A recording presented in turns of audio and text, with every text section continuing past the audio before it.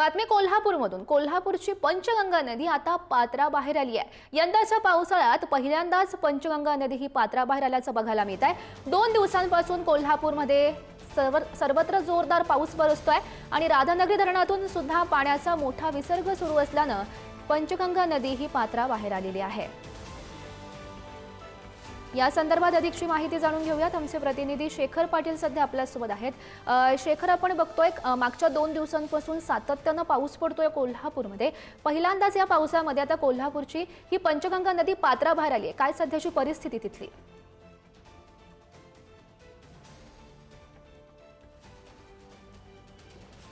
गौरी बरोबर आहे, यंदाच्या पावसाळ्यात पहिल्यांदाच पंचगंगा नदी जी आहे ती पात्राबाहेर आलेली आहे आणि मी त्याच पात्राच्या बाजूला उभा आहे। माझ्या बाजूला आपण ही विस्तीर्ण असं पंचगंगा नदीचं पात्र पाहताय, ज्यामध्ये पात्रात अनेक छोटी मंदिरं देखील आहेत, मात्र ती सगळी मंदिरं जी आहेत ती पाण्याखाली गेलेली आहेत।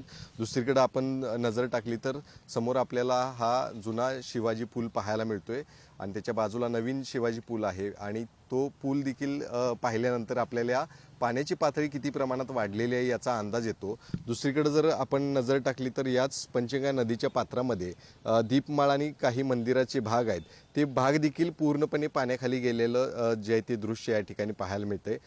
कोल्हापूरची पंचगंगा नदी जी आहे ती 29 फूट पाणी पातळी जेव्हा नदीची होते तेव्हा ही नदी जी आहे ती पात्राबाहेर पडत असते आणि आता पंचगंगा नदी 29.2 फूट इतकी त्याची पाणी पातळी झालेली आहे। गेल्या 2 दिवसांपासून जोरदार असा पाऊस जिल्ह्यातल्या अनेक भागामध्ये सुरू आहे आणि परिणामी ही पंचगंगा नदी पहिल्यांदाच या वर्षीच्या पावसाळ्यात पाण्याखाली खरं तर पात्राबाहेर पडलेली आहे।